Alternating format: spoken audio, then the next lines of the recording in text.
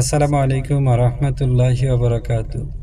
প্রিয় বন্ধুরা, আজকে আমরা জানব যে 7টি কাজের কারণে মানুষ গরিব হয়ে থাকে, অর্থাৎ যে 7টি কাজ করলে আপনি কখনোই সম্পদশালী হতে পারবেন না। কে না চায় ধনী হতে, প্রচুর সম্পদের মালিক হতে, সবাই কম বেশি চায় ধনী হতে।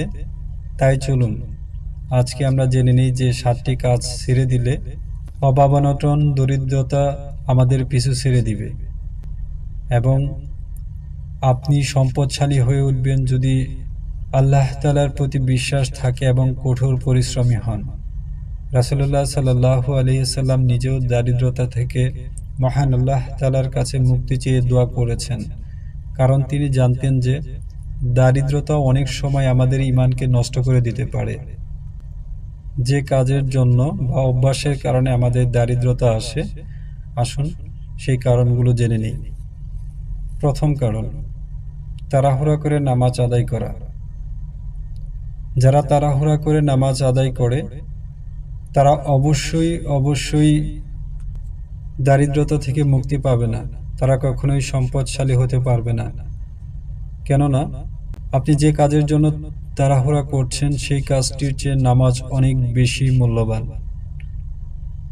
আর সবসময় মনে রাখবেন, আপনি এমন একজনের সামনে দাঁড়িয়ে নামাজ আদায় করছেন, তিনি এই সমস্ত জাহানের সৃষ্টিকর্তা, সর্বশক্তিমান। তাই নামাজের সময় কখনোই তাড়াহুড়া করবেন না, ধীরে সুস্থে স্থিরভাবে মনোযোগ দিয়ে নামাজ আদায় করবেন। 2 নম্বর কারণ, দাঁড়িয়ে প্রস্রাব করা।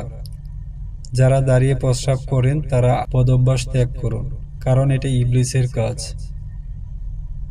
এর কারণে দারিদ্রতা আসে।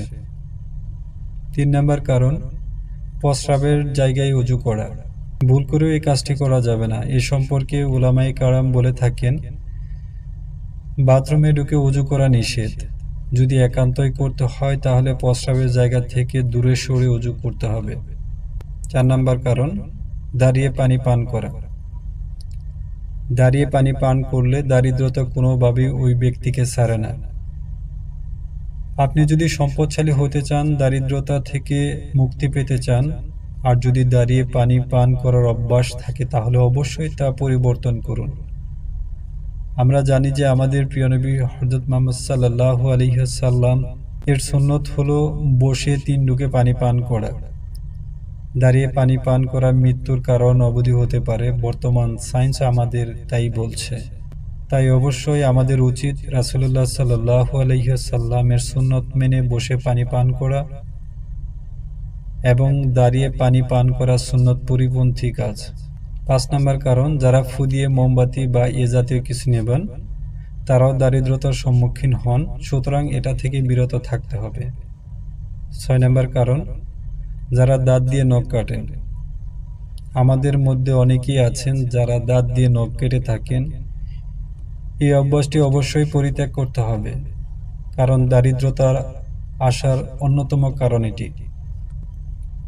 7 নম্বর কারণ, খাওয়া দাওয়া করার পরে পরিহিত বস্ত্র বা কাপড় দিয়ে মুখ পরিষ্কার করা। এটা একটু অসামাজিক ও নোংরা কাজ এবং রুচিশীল মানুষ কখনোই এই কাজটি করবে না। এর ফলে যেমন আপনি রোগ জীবাণু বহন করে বেড়ান, তেমনি এটা আপনার পরিবারের দারিদ্রতা আসার অন্যতম কারণ।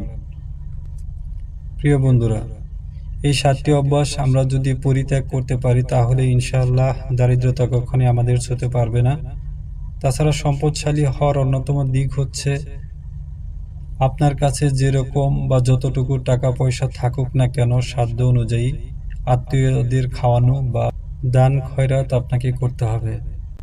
যে 7টি কারণে বা ভুলের কারণে দারিদ্রতা আসে, অর্থাৎ মানুষ গরিব হয়ে যায়, উপর উল্লেখিত কারণগুলো থেকে মহান রব্বুল আলামিন আমাদের বেঁচে থাকার তৌফিক দান করুন। আমিন। আসসালামু আলাইকুম ওয়া রাহমাতুল্লাহি ওয়া বারাকাতুহু।